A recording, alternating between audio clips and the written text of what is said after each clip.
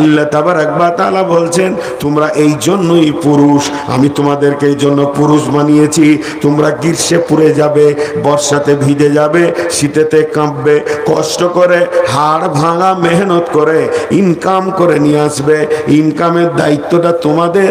তোমার ইনকামে তোমার বিবি খাবে, তোমার বিবি পড়বে, তোমার বিবি আনন্দ করবে এবং তোমার বিবির চিকিৎসা হবে। এই জন্যই তোমরা পুরুষ, যেহেতু তোমাদেরকে পৃথিবীর বুকে আমি আল্লাহ ইনকামের দায়িত্বটা দিয়েছি।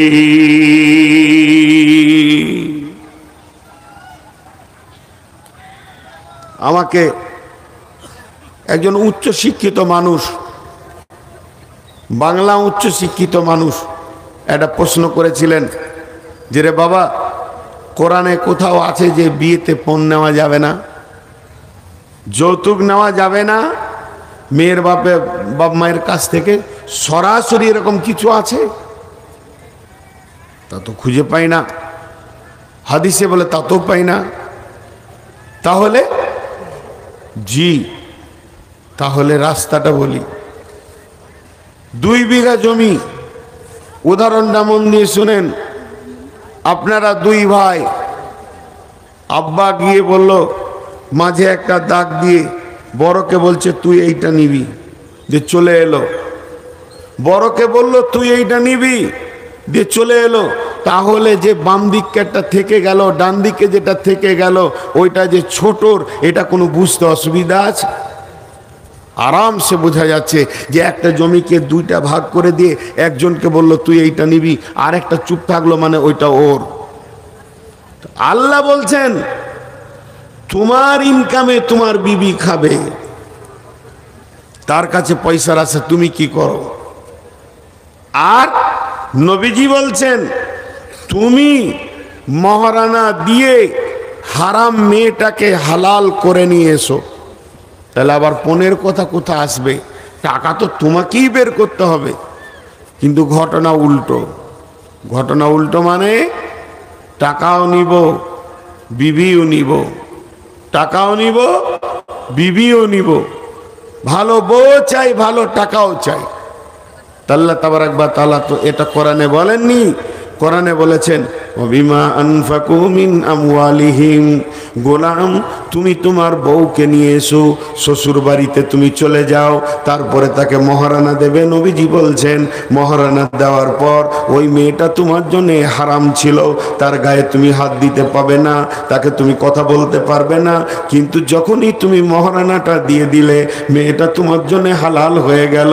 ওই মেয়েটাকে এবার তুমি বাড়িতে নিয়ে আসবে, এটা তোমার হালাল মেয়ে। এই মেয়েটাকে আনবে তুমি মহারানা দিয়ে। আর আমার আল্লাহ বলছেন ওই মেয়েটা যে তোমার বাড়িতে আসছে, তার চিকিৎসা, তার খাওয়া এবং তার পোশাক, সমস্ত খরচার দায়িত্ব তোমার উপরে চলে গেল। তুমি এগুলোকে মেনটেন করবে। অতএব গোলাম রে, পণের কথা এখানে আসছে না, পণের কথা আসছে না। একজন আমেরিকান খ্রিস্টানদের লোক দার্শনিক একটা কথা বলেছেন।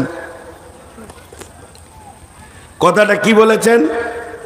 যে বর্তমানে যতগুলো দাম্পত্য জীবন পৃথিবীতে আছে, বর্তমান জামানায় যতগুলো দাম্পত্য জীবন পৃথিবীতে আছে, প্রেমের ওপরে 100-তে 2টো আছে, আর বাকিগুলো কোনো রকম চলছে। ছেলেটাকে জিজ্ঞেস করেন, বলবেন ছাড়েন, আর কি করব, ছেলে পিলে হয়ে গেছে, আবার যদি তেরে দিই তো ছেলেগুলো কোথা দাঁড়াবে আর মাকে কোথা পাবে, চলুক, চলছে।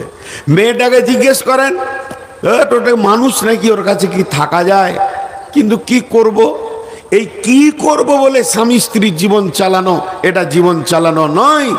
প্রেমে চলবে, তুমি আমার, আমি তোমার। আল্লাহ তাবারাক ওয়া তাআলা স্বামী স্ত্রীর ব্যাপারে কত সুন্দর ছন্দ দিয়েছেন কোরআনে, হুন্না লিবাসুল লাকুম ওয়া আনতুম লিবাসুল লাহুন্না।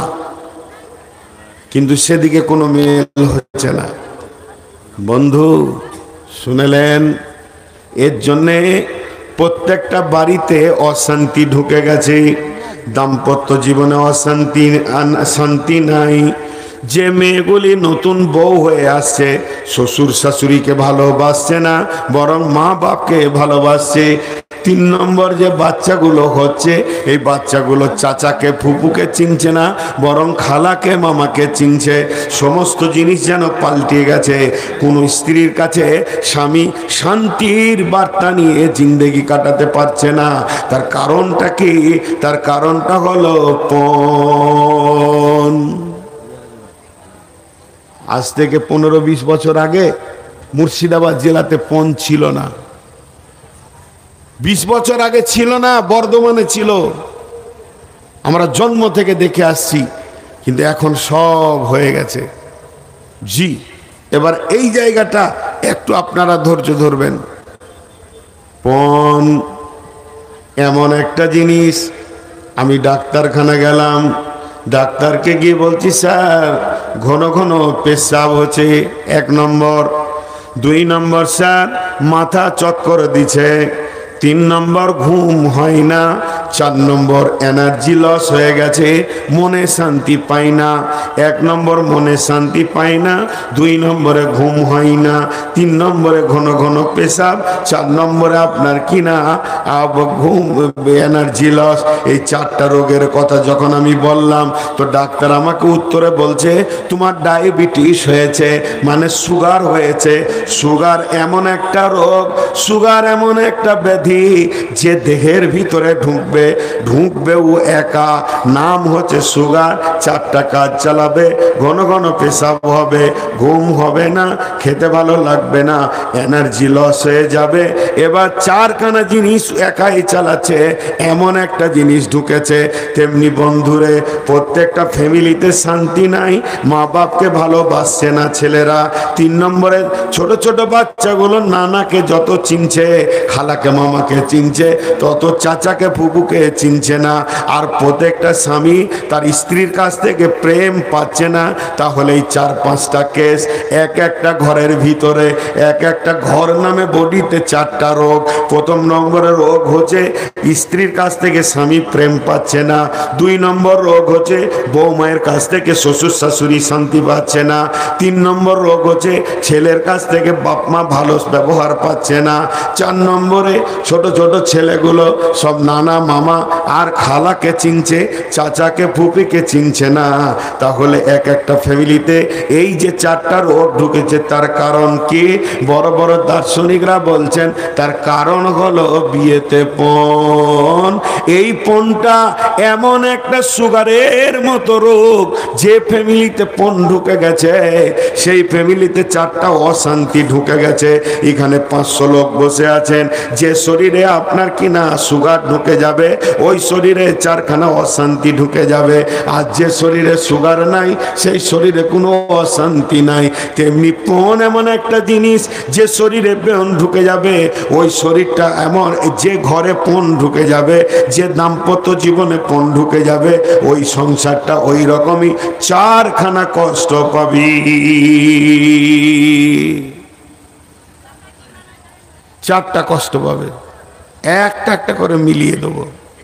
জি, একটা করে মিলিয়ে দেব। একটা রূপকথা বলবো, রূপকথা। এটা হাদিস কোরআন লয়, ইতিহাস লয়, উপন্যাস লয়, রূপকথা। আমি বানিয়ে বানিয়ে বলবো, শেষকালে দেখবেন অঙ্ক করে যে সমাজে ওইটাই চলছে। জি, সমাজে ওটা চলছে। গরিবের মেয়ে দেখতে বড় সুন্দরী, গরিবের মেয়ে, বাপ ইট ভাটাতে কুলির কাজ করে, কিন্তু মেয়েটি দেখতে বড় সুন্দরী। বাড়ি হচ্ছে তার হোসেননগর। বিয়ের বাড়ি আনন্দ করতে গেছে, খালার বাড়ি কোথা না বেলডাঙ্গা। বেলডাঙ্গাতে বিয়ে বাড়িতে ঘোরাঘুরি করছে, চোখ পড়ে গেছে এক বড় লোকের ছেলে, কলেজের প্রিন্সিপালের ছেলের চোখ পড়ে গেছে। জি, তো ওটা মেয়েটা কার রে? বলে হোসেননগরে। বাস, ওর ঝোঁক লেগে গেছে, ওকে বিয়ে করতেই হবে। এত ভালো মেয়ে কি ছাড়া যায়? আমি নোংরা কথা বলছি না, সে চাইছে না যে ভোগ করি, চাইছে বিয়ে করি। ভালো কথা, আলহামদুলিল্লাহ। প্রস্তাব পাঠিয়ে দিল, ইয়ার বাপ তো হার্ট ফেল করছে। ওরে সুবহানাল্লাহ, কলেজের প্রিন্সিপালের ছেলে, বাপের একটা বেটা, কয়েক কোটি টাকার মালিক, আর আমি সকালবেলায় যাই ঝুড়ি কোদাল নিয়ে, সন্ধ্যার সময় যে টাকা টেনে ঢুকি, চাল আর ডালটা হয়, তার কিছু হয় না। আমার মেয়ে কিন্তু ছেলের ঝোঁক পড়ে গেছে, কিছু লাগবে না, বিয়েটা দেন, কিছু লাগবে না, হালকা একটা গাড়ি দেবেন আর 10-15 লাখ টাকা দেবেন, বাস। বাপ বসলো বেটাদেরকে নিয়ে, দুটা বেটা আছে, একটা বেটি। কিরে প্রস্তাব এসছে ওইখান থেকে, ও ছাড়বে না, ছেলে বিয়ে করবি। খুব মাথা খারাপ। দু ভাই দেখছে যদি আব্বাকে বলে দিও না, আমাদের তো কিছু নাই, তো হয়তো বোনটা ভাববে যে আমার সুখটা আর ওরা হতে দিলে না, সুখ হওয়ার কথা ছিল, হতে দিলে না, ভাইদের কারণে হলো না। তা বাপ দেখেলে ভিটে মাটি জমি জায়গা যা ছিল বিক্রি করে দিল, কোন রকম টাকাটা নিয়ে এসে 10 থেকে 12 লাখ টাকা বেঈমানের বাচ্চার হাতে দিল। একটা গাড়ি কিনতে গিয়ে মায়ের কাকের কানের সোনাগুলো শেষ হয়ে গেল। খাদিজাকে সাজাতে গিয়ে আরো কিছু উপরি ঋণ 3 লাখ হয়ে গেল। যখন বিয়েটা দিয়ে ওই ইট ভাটার কুলিটা হাত ধুয়ে উঠলো, তো ও 5 লাখ টাকা ঋণে পড়ে গেল। আর শুধু বাড়িটা কোনো রকম থাকলো, বাকি সব বিক্রি হয়ে গেল। দুই ভাই দেখলো আমাদের আর বউ এনে থাকার জায়গা নাই, তার থেকে চেন্নাই চলে যায়। ওরা দুজন চেন্নাই চলে গেল, কেরল চলে গেল, ঘর তো ফাঁকা। এখন খাদিজা শ্বশুর বাড়ি যাওয়া আসা করে, বড় সুখের সংসার। বন্ধুরা আমার, ওই বেঈমান ছেলে সব লুটে নিয়ে চলে গেছে। এখন ঘরে অশান্তি, খাবার নাই, ঋণ ঢুকে গেছে 4-5 লাখ টাকা, কি করে শোধ হবে? তারা কেরলে চেন্নাই খাটে, বাপকে টাকা দেয়, আর বাপ ইটভাটাতে কাজ করে। ধীরে ধীরে ধীরে ধীরে ঋণ শোধ হয়। এই করতে করতে রোজা চলে আসলো। এমন রোজা চলছে, 1 কেজি মাংস কেনার ক্ষমতা খাদিজার আব্বার নাই, কারণ সে মেয়ের বিয়ে দিতে গিয়ে ভিখারি হয়ে গেছে। এখন সে করলো কি, ঈদ চলে আসলো, নতুন জামা ছোট ভাইটাকে একটা কিনে দেবে, তাও হচ্ছে না। জামাইকে ঈদে এনেছে, সেখানেও 20,000 টাকা দিতে গিয়ে আবার নতুন করে ভাটা মালিকের কাছে ঋণ করেছে। কিন্তু ঘরের ভিতরে খাদিজা ছোট ভাইটাকে জিজ্ঞেস করছে, ভাই রে কালকে কি দিয়ে ভাত খেয়েছিলি? ডাল ভাত, আলু ভাত, শাক ভাত, ডাল ভাত, আলু ভাত। বলে মাছ মাংস। সুন্দর করে টেনে দিয়ে বলছে, বুবুরে সে তোমার বিয়েতে মাংস খেয়েছি, আর মাংস বলে কিছুই জানি না। খাদিজা বাথরুমের ভিতরে টস টস করে কাঁদতে শুরু করলো। আমি এমন একজন হতভাগী, আমি এমন একজন কলঙ্কিনী, আমার বিয়ে হতে গিয়ে, আমাকে বিদায় নিতে গিয়ে ওই ডাকাতের বাচ্চা, বেঈমানের বাচ্চাকে বুঝাতে গিয়ে আল্লাহ, আমার মা বাপ ভিখারি হয়ে গেছে। আমার মায়ের এখন বয়স 40 হয় নাই, দেখে মনে হচ্ছে বিধবা মহিলা, সোনা দানা কিছুই নাই। আব্বা তো ইট ভাটার কুলি, ঈদের মতো দিনে দুটি ভাইও বাড়িতে নাই। আব্বা ছেঁড়া লুঙ্গি পরে ঈদ করছে। এবার ওর ভিতরটা দাও দাও করে জ্বলছে, ওর ভিতরটা আগুনের মতো জ্বলছে। বলছে শোন, তারপরে তোকে কি করি দেখি। এরপরে ঈদ হয়ে যাওয়ার 5 দিন পরে খাদিজা আবার গেল শ্বশুর বাড়ি। শ্বশুর বাড়িতে শুয়ে আছে, স্বামী অনেক রাত্রিতে এসে ঢুকেছে, এসে কত আনন্দ করবে, কিন্তু বলছে শোনো, তুমি আমার বাপের 12 লাখ টাকার হিসাবটা আমাকে দাও, গাড়ির হিসাবটা দাও, কি করেছো টাকাগুলো। যদি হিসাব না দিতে পারো, এ ব্যাপারে আমার মাথা গরম হয়ে গেছে। আমার বাপ ঈদের দিনে নতুন লুঙ্গি পাবে না, আর তোমার বাপ প্রতিদিন 3টে করে লুঙ্গি চেঞ্জ করবে, আর আমাকে ধুতে হবে। এটা আমি কোনোদিন মেনে নিতে পারবো না। শুরু হয়ে গেল ডায়াবেটিস, সুগারের রিয়াকশন শুরু হয়ে গেল। এবার আর ঘরে শান্তি নাই। ছেলে তো সারা রাত আর ঘুমাই না, জেলখানা দেখতে পেয়েছে, খালি বহরমপুরের জেলখানার গেট, আমাকে ঢুকাচ্ছে, বের করছে। এখন শ্বশুর শাশুড়িকে যদি ভালো না বাসি, তাহলে তার উপায় নাই। শ্বশুর শাশুড়িকে ভালোবাসতে লাগলো, বাপকে ধুমকে কথা বলে, ঝিড়কে কথা বলে, বৌমা শ্বশুরকে দেখতে পারে না। শুধু এই ব্যবহারের কারণে কোন এমন একটা জিনিস শান্তির জায়গায় অশান্তি ঢুকিয়ে দেবে। অথচ বিবির ব্যাপার আল্লাহ কি বলেছেন, লিতাসকুনু ইলাইহা ওয়া হে বিশ্ববাসীরে, তোমার জীবনের শান্তি, তোমার প্রেম প্রীতি ভালোবাসা, তোমার চয়ন সুতুন, তোমার উত্তালকে থামিয়ে দেওয়ার মতো মেশিনটা আমি বানিয়েছি তোমার বিবিকে। তুমি তার কাছে যাও, দেখো তোমাকে প্লিজ করে দেবে। কিন্তু বড় দুর্ভাগ্যের বিষয়, সেই বিবি আজকে এমন রেগে বসে আছে, তার পাশে আমার যাওয়ার ক্ষমতা নাই। শেষ হয়ে গেল, শেষ, শান্তি আর নাই। থাকবে কেন? পণ ঢুকেছে। আমি একটা উদাহরণ আপনাদেরকে এর আগেও দিয়েছি, আজও দিচ্ছি। এই যে সিলিং ফ্যান সাই সাই করে ঘুরবে, ওপরের হাওয়া নিচে আসবে, আপনি আমি শান্তিতে থাকব। কিন্তু ওই ফ্যানের মোটরের কাছে একটা ব্যাটারির মতো আছে, ওর নাম হচ্ছে ক্যাপাসিটার। ওই ক্যাপাসিটারে নেগেটিভ আছে, পজিটিভ আছে। ওই নেগেটিভ পজিটিভটা চেঞ্জ করে দিলে গোলমাল হয়ে যাবে। কি গোলমাল হবে? নেগেটিভের তারটা পজিটিভে, আর পজিটিভের তারটা যদি নেগেটিভে দেন, ফ্যানটা ঘোরার কথা ছিল এই দিকে, ফ্যান ঘুরতে শুরু করবে এই দিকে। তখন ওপরের হাওয়া নিচে আসা বাদ দিয়ে নিচের হাওয়া ওপর দিকে যাবে। লুঙ্গিটা না ধরলে সব বেজ্জতি হয়ে যায়। তো আল্লাহ তাবারাক ওয়া তাআলা বিবির ভিতরে শান্তি ভরে রেখেছে। তো বিবিটাকে ফ্যানই মনে করেন, তো ওকে পণ মহারানা দিয়ে আনতে হবে, আর ওর পেছনে মাল খরচা করতে হবে, গোটা ঘর শান্তিতে বাস করবে। আর যখন উল্টা করে আপনি আমি বলবো আল্লাহকে, আল্লাহ বলছে দেখ এর ভিতরে শান্তির ভান্ডার আছে, তোরা নিয়ে যা, কিন্তু পয়সা খরচা কর। আর মহারানাদের রসুল বলছে, আমরা সবাই বড় বিজ্ঞানী হয়ে আল্লাহ কা রসুলকে বলছি আপনাদের কথা এখন থাক, এই যুগে ওগুলো আর মানা যাবে না, আমরা ক্যাপাসিটারে তার আলাদা করে লাগাবো, বিজ্ঞানীর কথা শুনবো না। যে বিজ্ঞানী ফ্যান তৈরি করেছে তার কথা না শুনে পণ লিব, বউ আনবো। আল্লাহ বলছে লুঙ্গি সামলাবি যা, নাই তোর বংশকে জেলে ভরবে। হয়ে গেছে, ঘটনা হয়ে গেছে। বিশ্বনবী বলছেন আল ওয়ালাদু লিল ফিরাসে, আল ওয়ালাদু লিল ফিরাসে, বিছানা যার সন্তান তার।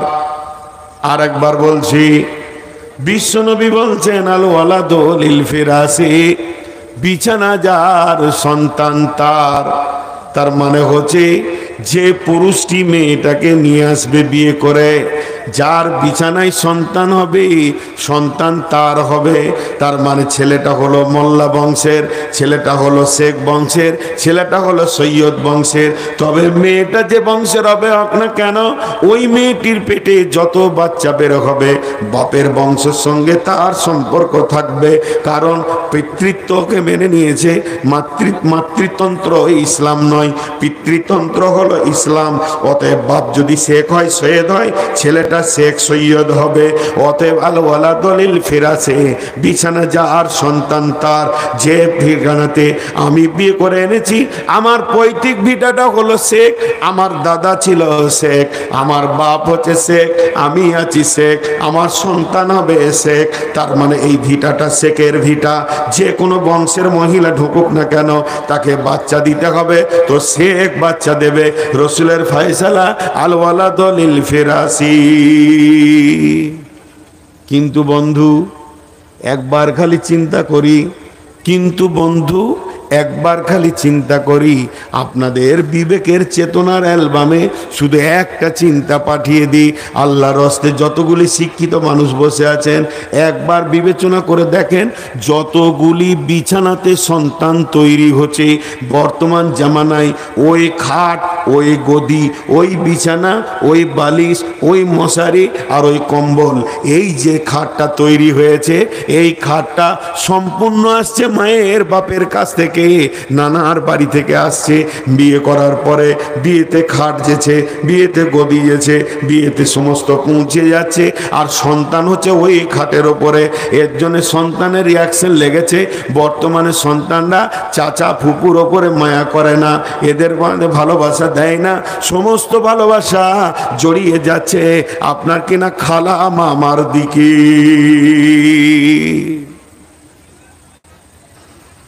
আল্লাহ তাবারাক ওয়া তাআলা কত সুন্দর কথা বললেন। আয়াতটা কত দূর গেলাম, আর একবার রুটিনি। আল্লাহ তাবারাক ওয়া তাআলা বলছেন আর রিজালু কাওয়ামুনা আলান নিসা, হে মহিলার দল তোমাদের উপরে নেতৃত্ব দেবে পুরুষেরা, তোমরা পুরুষের অধীনস্থে জীবন কাটাবে। তারপর আল্লাহ বলছেন যে আর রিজালু কাওয়ামুনা আলান নিসা বিমা ফাদ্দালাল্লাহু বা'দাহুম আলা বাযিন, একে অপরে তোমরা আনন্দ দিয়ে সন্তান নিয়ে আসো পৃথিবীতে, এর জন্য কেউ কারো উপরে প্রাধান্য পাবে না। ওয়া বিমা আনফাকু মিন আমওয়ালিহিম, হে পুরুষের দল তোমরা ইনকাম করে মহিলাদের পেছনে খরচা করবে।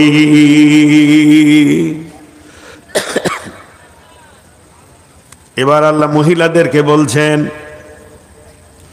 এতক্ষণ পুরুষদেরকে বললেন তোমরা খরচা করবে, ওদের কাছে খরচা নেবে না। এবার আল্লাহ মহিলাদেরকে বলছেন, এ মেয়েদের দল, যারা এখানে মহিলা রয়েছেন, বিশেষ করে আজকের জালসাতে যারা আমার বৌমা রয়েছেন, যারা আমার মেয়ের বয়সে রয়েছেন, যারা এখনো দাম্পত্য জীবনের ইয়ং ব্যাচেলিয়ার রয়েছেন, তাদেরকে খাস করে বলছি, যদি আপনি চান যে আমি যে এলাকার বৌমা হয়েছি বা বৌমা হব সেখানে আমার নাম থাকবে, তারা আমাকে ভালোবাসবে, ওই ফ্যামিলিতে আমি একজন দামি মহিলা হিসেবে পরিচয় দিব, তাহলে আপনার ভিতরে তিনখানা গুণ থাকতে হবে। আল্লাহ তাবারাক ওয়া তাআলা বলছেন ফাসসালিহাতুন কানিতাতুন হাফিজাতুন লিল গায়বি বিমা হাফিজাল্লাহ, ফাসসালিহাতুন কানিতাতুন হাফিজাতুন লিল গায়বি বিমা হাফিজাল্লাহ। তোমরা সালেহা হয়ে যাও, তোমরা কানিতা হয়ে যাও, তোমরা হাফিজা হয়ে যাও, যেটা অদৃশ্যের ভিতরে আল্লাহ তোমাদেরকে হিফাজত করতে বলেছে, এটা তোমরা হিফাজত করনে ওয়ালি হয়ে যাও।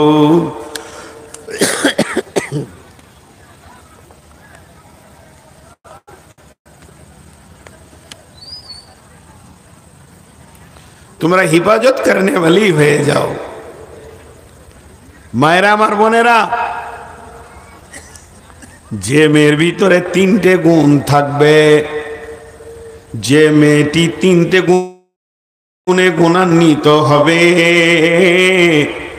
ওই মেয়েটি এলাকায়, শ্বশুর বাড়িতে, সব জায়গায় শান্তির বার্তা নিয়ে বাস করবে। সেই তিনটি গুণ কি? ফাসসালিয়াতুন কানিতাতুন হাফিজাতুন লিল গায়বি বিমা হাফিজাল্লাহ। তোমরা সালেহা হয়ে যাও। সালেহা কি? নেককার হতে হবে, পরেশগার হতে হবে। যারা বড় বড় মুফাসসির তারা বলছেন সাল্লাত খামসাহা সামাত সারা সানাত ফরজাহা আতাত বালাহা, 5 ওয়াক্ত নামাজ পড়নে वाली হতে হবে, রোজা রাখনে वाली হতে হবে, পর্দায় থাকনে वाली হতে হবে এবং স্বামীর ইতাআত করনে वाली হতে হবে। এই চারটা গুণে যখন গুণান্বিত হয়ে যাবে, এই চারটা গুণে যখন গুণান্বিত হয়ে যাবে, তুমি তখন আল্লাহর খাতাতে সালেহা বলে পরিচিতি পাবি। তোমরা সালেহা হয়ে যাও। জি, তোমরা সালেহা হয়ে যাও।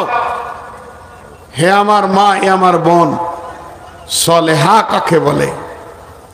সালেহা মানে পরেশগার, দিনদার, আল্লাহ ওয়ালি। চারটা গুণ যে মেয়ের ভিতরে আছে সে সালেহা। নাম্বার 2, তোমরা কানেতা হয়ে যাও। কানেতা মানে অল্পে সন্তুষ্টি হয়ে যাও। কানেতা মানে যেমন তোমার স্বামী তোমাকে এনে দেবে, সাদা মোটা যেমন তোমাকে তোমার স্বামী দিতে পারবে, এর ওপরেই তুমি রাজি খুশি হয়ে যাও, কানেতা হয়ে যাও। খবরদার, স্বামীর ওপরে বেশি দাবি করিও না। এই বেশি দাবি করতে গিয়ে রসুলের সঙ্গে রসুলের বিবিদের 1 মাসের কথা বন্ধ ছিল বা আমার বোন আমার।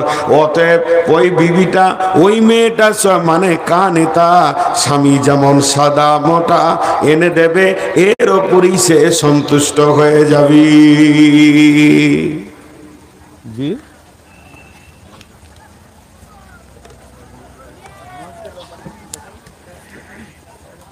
আপনি তো বলবেন কি করে? মহিলাদের বায়ান করে কালেকশন হয়। আমি আপনাকে যেদিন থেকে আপনারা দাবি করেন সেদিন থেকে আমি মানা করেছি যে আমাকে আমার মন মতো ছেড়ে দেন। না, ফাইসালা তো কমিটির ফাইসালা তো ওটাই চালা। এবার কোন জায়গাতে বলবো যে দান করেন? জীবনে কোনো বক্তাকে বেঁধে দিয়েন না।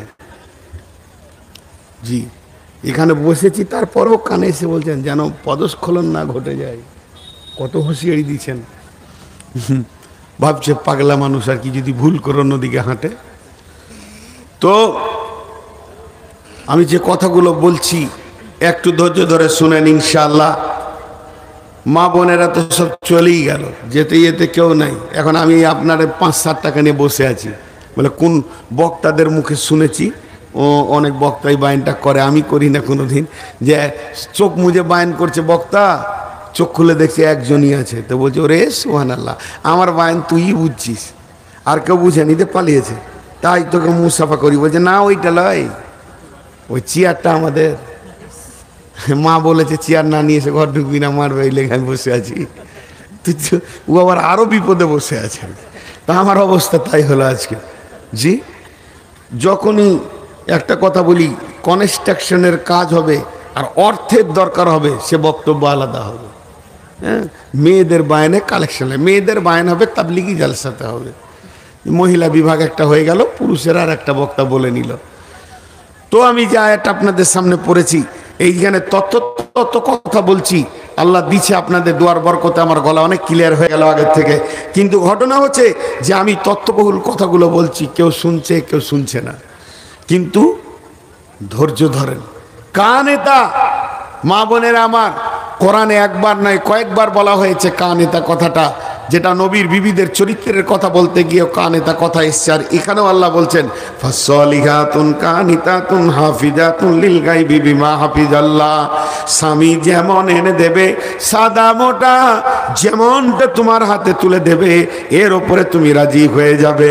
তাহলে মেয়েদের 3টে গুণ, 1 নম্বর হলো সলেহা, 2 নম্বর হলো কানেতা, 3 নম্বর আল্লাহ বলছেন ওয়াল হাফিজুনা লিল গায়বি বিমা হাফিজাল্লাহ। হে মহিলার দল, তোমাদেরকে হিফাজত করতে হবে। এই হিফাজতটা আল্লাহ অদৃশ্যের হিফাজতের কথা বলেছেন, লিল গায়বি বিমা হাফিজাল্লাহ, গায়েবের ভিতরে হাফেজা। তার মানে একটা উদাহরণ দিলে বুঝে নেবেন। আমার বাড়ি বর্ধমান, আমার স্ত্রী আছে বর্ধমানে, আমি এসছি মুর্শিদাবাদে। এখন আমার ঘরে তার কাছে 3খানা মাল রয়েছে, সেই 3টে মালের হিফাজত আল্লাহ করতে বলেছেন। 1 নম্বরে আমার ঘরে টাকা পয়সা সোনা দানা যাই কিছু আছে আনাজ, আমার বিনা হুকুম এসে কাউকে দিতে পারে না, বাপ ভাইকে দিতে পারে না, আত্মীয় স্বজনকে দিতে পারে না, ভিখারিকে দিতে পারে না, দান করতে পারে না। আমার হুকুম দেওয়া থাকলে অতটা পরিমাণে সে দান করবে, এই মালটা হেফাজত করতে হবে।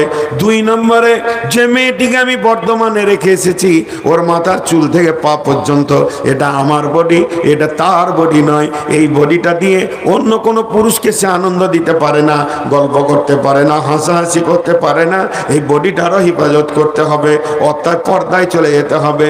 3 নম্বরে একটা পুরুষ যখন সে দৈহিক মিলনে স্বামী স্ত্রীর কাছে চলে যায়, তার অমূল্য ধনটা স্ত্রীর পেটে চলে যায়, এটা নষ্ট করা যাবে না। ওষুধ খাইয়ে এটাকে নষ্ট করে দিব, স্বামীকে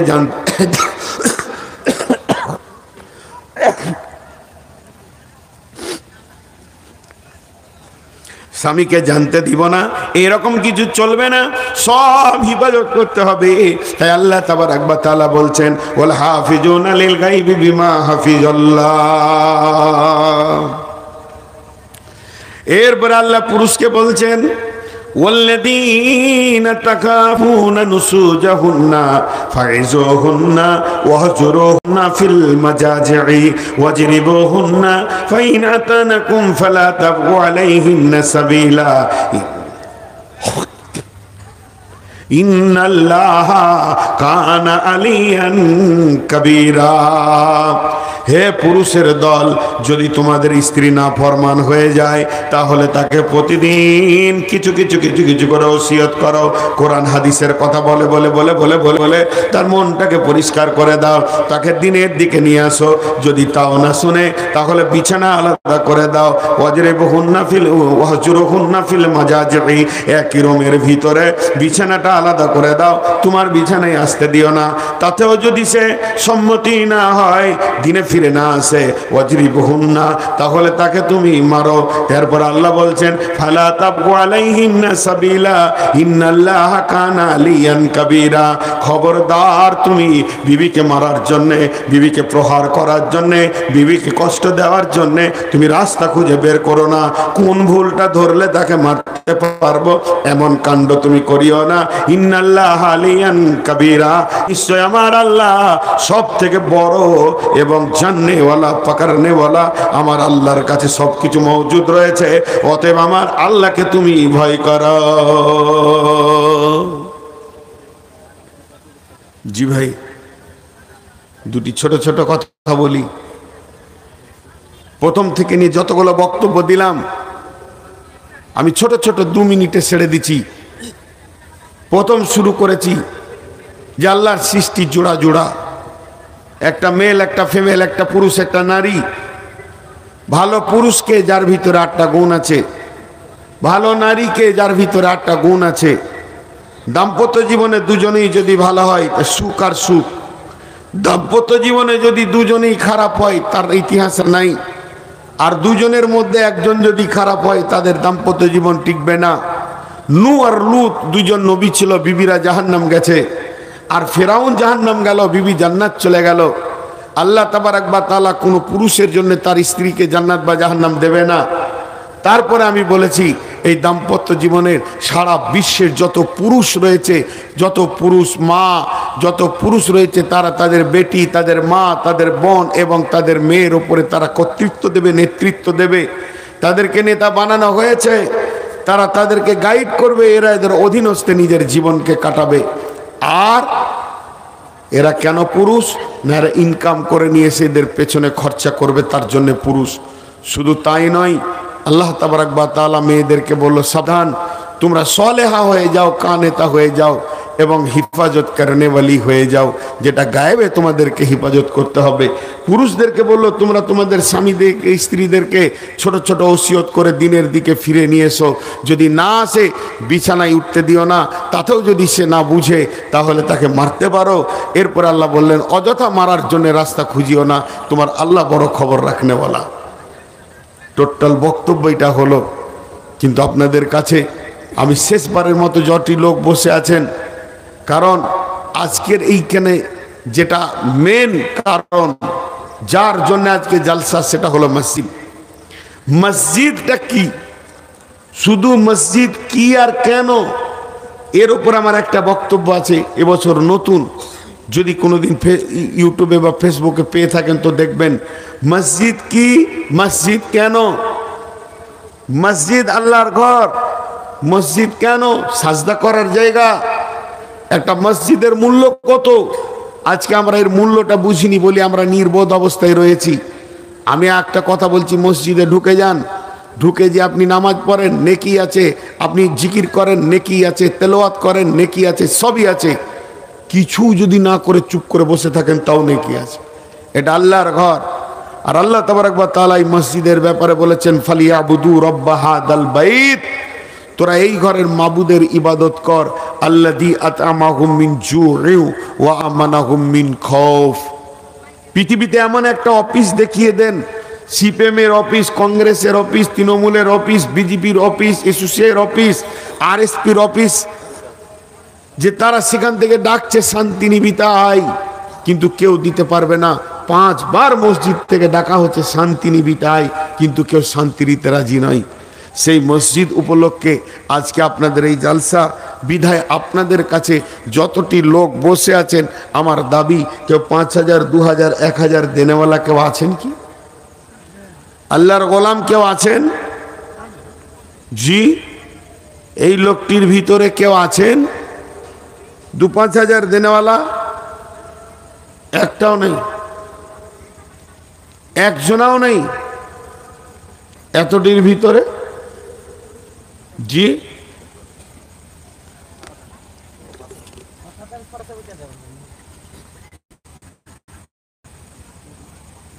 ওনাকে তো 5000-এর বেশি। হাল খারাপ। আচ্ছা দেখেন কই তো ডাকেন, কোথায় আছো? তারিকুল ইসলাম কই? তারিকুল ইসলাম ভাই আছেন না চলে গেছেন? যদি আসার মতো হয় তো একবার আসেন, আর আসার মতো না হলে দাবিটা শুনেন, ওটা 50 করে দেন। কত দিয়েছে? 40। 50 দিয়ে দেবে ও ইনশাল্লাহ। সকালে 10। হ্যাঁ কই তারিকুল ইসলাম কে? তারিকুল ইসলাম ভাই আসেন তো একবার। ডক্টর মনিরুল ইসলাম ভগবান গেলা 20,000 কই? আচ্ছা আসেন ভাই, একবার আসেন, মুসাফা করি। আমি বহু দূরের মানুষ, আপনি টাকা দিয়েছিলেন আমি বুঝতে পেরেছি, কিন্তু আমি ছিলাম একটা ধ্যানে, বিধায় আপনার সঙ্গে কথা বলিনি। আমি আপনার সঙ্গে মুসাফা করতে চাই, একবার আসেন।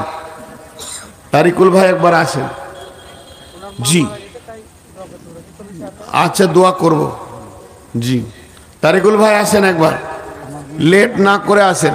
আর আপনারা যে কটা তারিকুল আছেন কিছু করে দিয়ে দেন, এগুলো বন্ধ করে দাও, গুটিয়ে নাও, যাও। অনেক হলো, তোমরা 20,000 করে দাও। না মেয়েদের চাইতে হবে না, ওরা খাক চটপটি খাক। জি হ্যাঁ, বাদাম খাক, সব নিয়ে নিলে হবে, খালি কুচ চালা কি যাও। তোমাদের মাল আজকে গুটি ভাই আছে। আপনি আরেকটা ডাকেন, জিনারুল ইসলাম ডাকেন। কে? জালসার কমিটি ওটাই। জিনারুল ইসলাম কে? জালসার কমিটি। আসেন, আপনারা উঠেন, কিছু করে দেন, মজলিস শেষ, আপনারা কিছু করে দেন। 10-20 যেমন আছে এখানে নিতেন, বাড়ি যাবেন তো নাকি? দাঁড়ান দিবেন না। আচ্ছা, মিলন শেখ দুবাই আছে, কোন পে 10,000 টাকা দিয়েছে, ওর বাপ মানে বাপ মারা গেছে, ওর দাদা। আচ্ছা, মিলন শেখ দুবাই থেকে 10,000 দিয়েছে। তারিকুল ভাই ও এমনি দিবে 50 না দিয়ে দিয়েছি না না ও 50 দিতে না হবে। দিয়ে দিয়েছি ওটা 40 তো দিয়েছে, দিয়ে দিয়েছি 8-10 না আর দিয়েছি আগেও দিয়েছি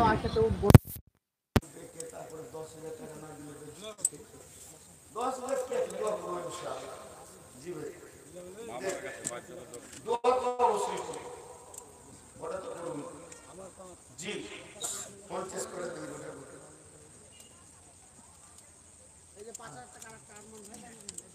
আপনি 5,000 আর মানে মাশাআল্লাহ ভালো, এখানে কালেকশন আছে, মসজিদে 50 করে দিতে।